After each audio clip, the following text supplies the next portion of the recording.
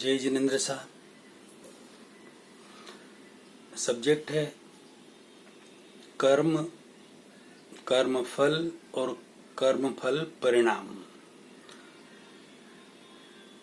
जो हम आज दिन तक समझ रहे थे वही है, यह रियलिटी कुछ और है। इसे समझने के लिए ये कर्म के ऊपर वीडियो बन रहे हैं।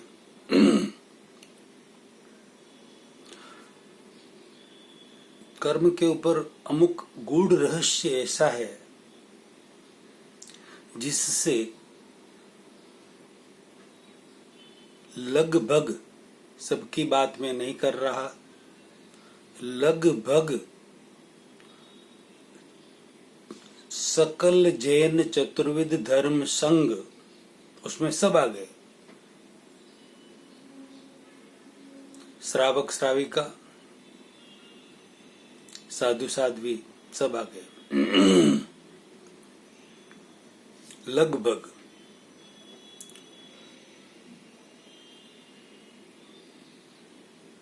कुछ रियलिटी से, गूढ़ रहस्य से लगभग पूरा सकल जैन संघ, सकल जैन चतुर्विध धर्म संघ अनजान है। उन रहस्यों को हम इन वीडियो में उजागर करेंगे और समझेंगे कि कर्म का बंध किस समय होता है,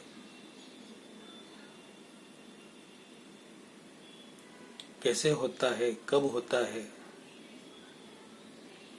अच्छी तरह से समझेंगे। अब हमारे भारत में मैक्सिमम लोग कर्म के सिद्धांत को मानने वाले हैं, कर्म थियरी में अच्छी तरह से मानने वाले हैं। पूर्व जन्म और पुनर्जन्म, पास्ट लाइफ एंड रीबर्थ को मानने वाले हैं। पूरी दुनिया में आज करीब 800 करोड़ व्यक्ति होंगे। उसमें से लगभग 100 करोड़ व्यक्ति, 100-125 करोड़ व्यक्ति कह सकते हैं, 150 करोड़ भी कह सकते हैं,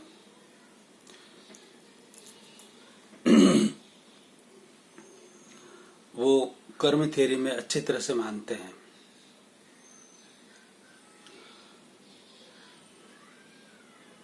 बाकी व्यक्ति लगभग कर्म थ्योरी को नहीं मानते हैं। उनका कहना है कि बस ये जो लाइफ है हमारी, बस यही सब कुछ है, जो कुछ है वह यही है, यही हमारी लास्ट लाइफ है, इसके बाद और कोई जन्म नहीं है। ऐसा अलग अलग सिद्धांत, ऐसा उनका मानना है। सिद्धांत की बात तो अलग है, सिद्धांत तो सिद्धांत ही होता है। सिद्धांत हर व्यक्ति पर एक जैसा लागू होता है।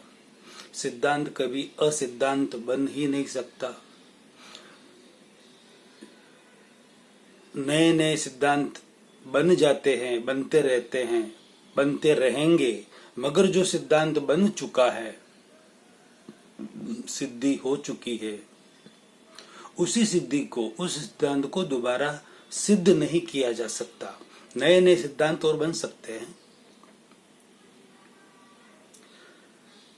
जो कर्म थ्योरी को नहीं मानते हैं, पूर्व जन्म पुनर्जन्म को नहीं मानते हैं, उनके लिए एक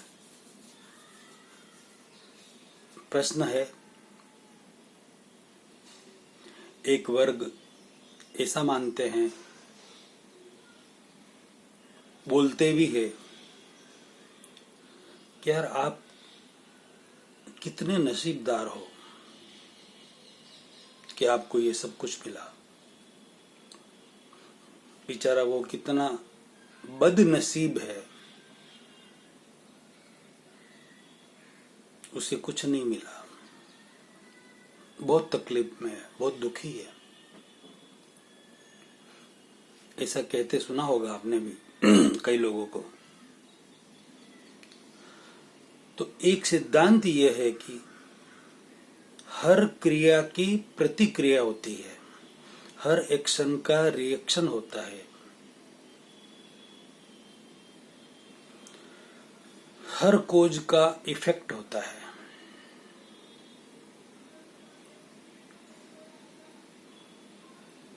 हर स्पंदन का प्रतिस्पंदन होता है,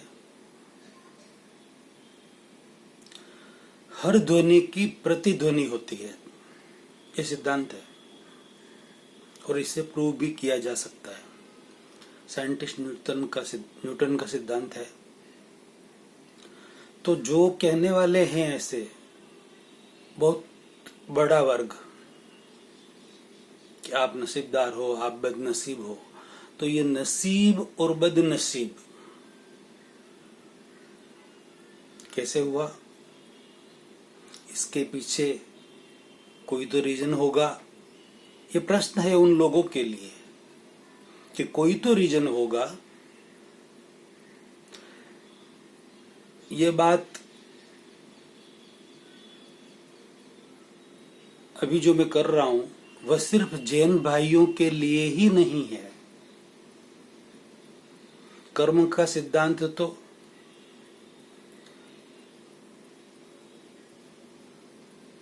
पूरे वर्ल्ड के लिए, पूरी दुनिया के लिए, हर व्यक्ति के लिए, हर जनमानस के लिए ये समझने जैसी बात है।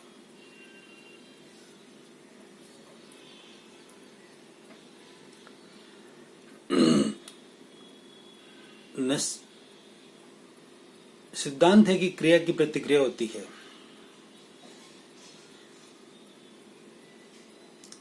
एक्शन रिएक्शन, एक्शन का रिएक्शन होता ही है। तो जो नसीबदार है और जो बदनसीब है वो कैसे बने? नसीबदार कैसे बने? बदनसीब कैसे बने? उन्होंने कोई क्रिया तो की होगी ना, तब जाके कोई इतना नसीबदार बना और कोई इतना बदनसीब बना। सॉरी, होगी ना।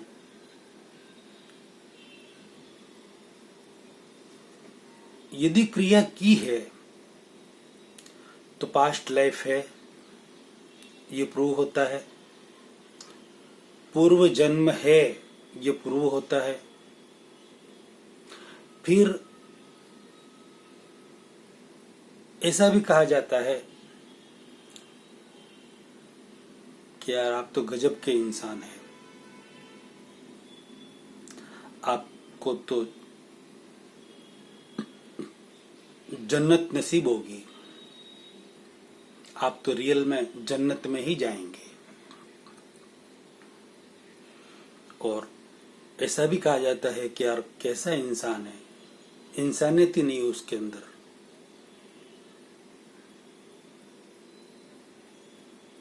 इतना लोगों का बुरा करता है, तुझे तो जहन्नुम में भी कैसे स्थान मिलेगा?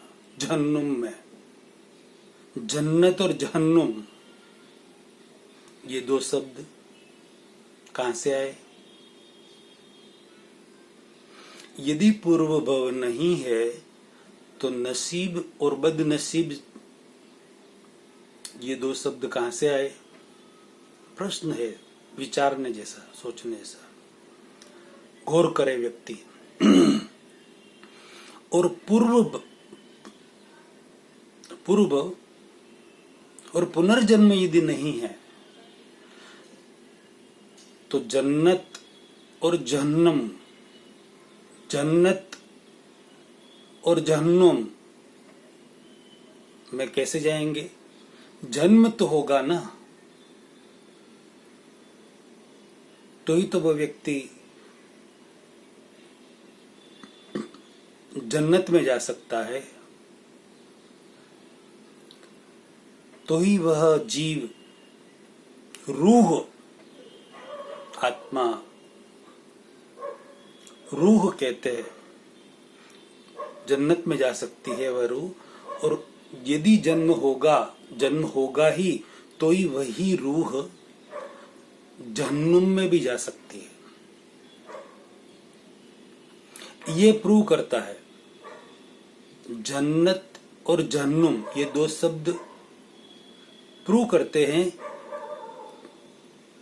कि रीबर्थ है, नेक्स्ट बर्थ है।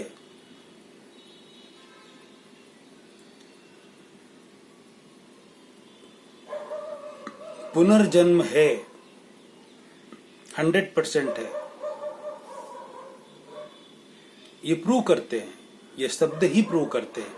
और यदि नहीं है तो जन्नत और जन्नुम शब्द कहां से आए? ये बहुत ही गहराई से सोचे समझे और अपनी जो भी मान्यता हो हम उसे नकारते नहीं है, सब अपने अपने अनुसार सही है, मगर और भी मान्यता और भी प्रूव इसके अलावा हो सकते हैं, इस पर भी विचार करना चाहिए व्यक्ति को। बहुत बड़ा वर्ग है जो ऐसा मानता है, इन 4 शब्दों में विश्वास करता है, बहुत बड़ा वर्ग। एक उससे भी बहुत बड़ा वर्ग है, वो भी पूर्व जन्म और पुनर्जन्म को लगभग नहीं मानते, लेकिन वो यूं कहते हैं कि यार यू आर वेरी लकी। कितने लकी हो आप, कितने लकी हो आप।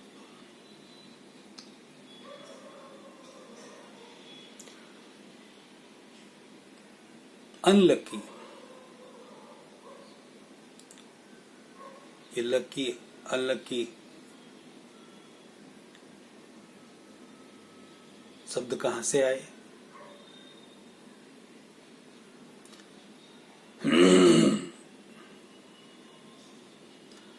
इसके पीछे की क्रिया भी तो होगी ना, तभी ये शब्द बने, लकी अनलकी। तो ये प्रूव करता है कि पूर्व जन्म है, ऐसे करोड़ों व्यक्ति है, और वही सारा समूह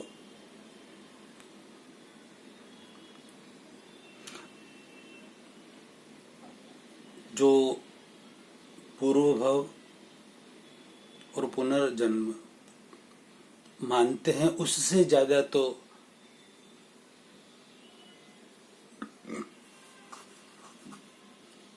नसीबदार और बदनसीब वाले व्यक्ति मानते हैं, और उससे ज्यादा लकी अनलकी मानते हैं।